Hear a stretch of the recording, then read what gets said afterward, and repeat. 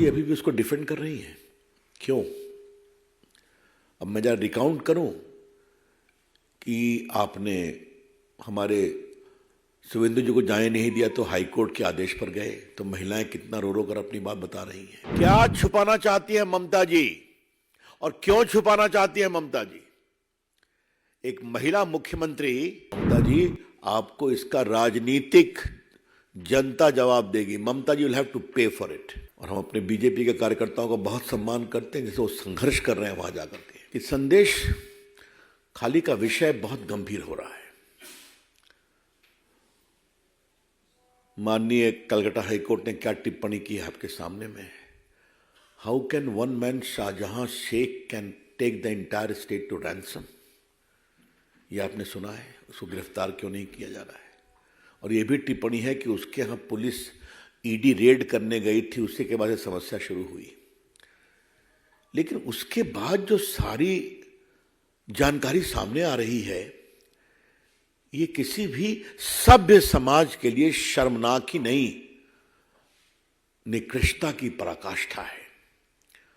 What is emerging thereafter about the patent assault, humiliating treatment, sexual assault of women is a shame on our society and democracy. ये मैं बहुत विनम्रता से कहना चाहूंगा, ये शर्म है। ममता जी अभी भी उसको डिफेंड कर रही हैं। क्यों? अब मैं जरा रिकाउंट करूं कि आपने हमारे शुभेंदु जी को जाने नहीं दिया तो हाई कोर्ट के आदेश पर गए, तो महिलाएं कितना रो रो कर अपनी बात बता रही हैं। बहुत से दिल्ली के पत्रकार, महिला पत्रकार गई, उन्होंने उनको कन्फर्म किया।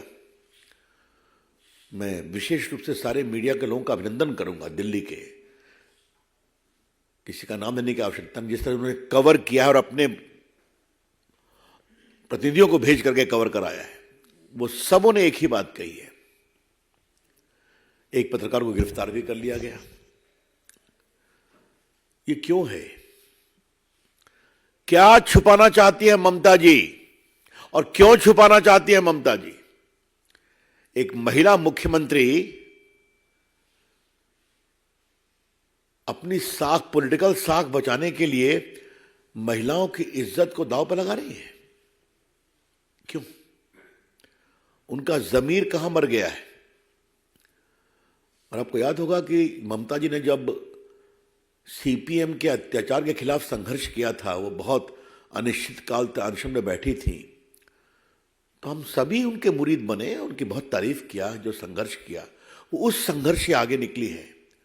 और क्या हो गया है कि आज उनका अत्याचार, पुलिस का दमन सीपीएम के दमन से भी आगे निकल गया है।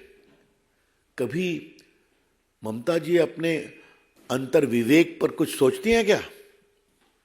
ये हम जरूर कहना चाहेंगे।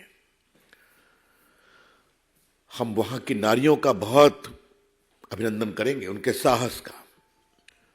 और क्या कलकत्ता से मात्र 75-80 किलोमीटर दूर ऐसा हो सकता है क्या कि लोगों की जमीन छीन ली जाए? वो खेती में धान उगाते हैं, बाकी फसलें उगाते हैं, सब में पानी छोड़ करके कहा यही मछली पालो। पूरी जमीन के हेल्थ को खराब कर दिया गया।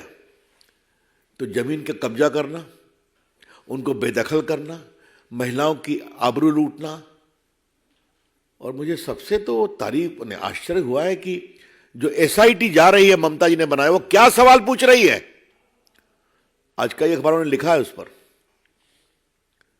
मतलब सुप्रीम कोर्ट के गाइडलाइन बहुत सख्त हैं।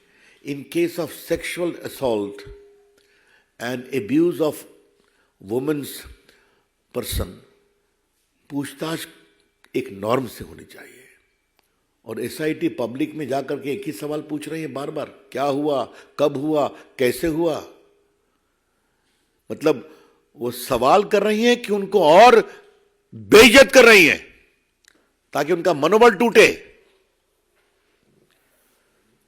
तो भारतीय जनता पार्टी अपने राष्ट्रीय मंच से इसकी बहुत भर्त्सना करती है। और ममता जी आपको इसका जवाब देना पड़ेगा। और ममता जी आपको इसका राजनीतिक जनता जवाब देगी। ममता जी विल हैव टू पे फॉर इट। और हम अपने बीजेपी के कार्यकर्ताओं का बहुत सम्मान करते हैं, जैसे वो संघर्ष कर रहे हैं वहां जाकर के। पूरी पार्टी पूरी मजबूती के साथ खड़ी है।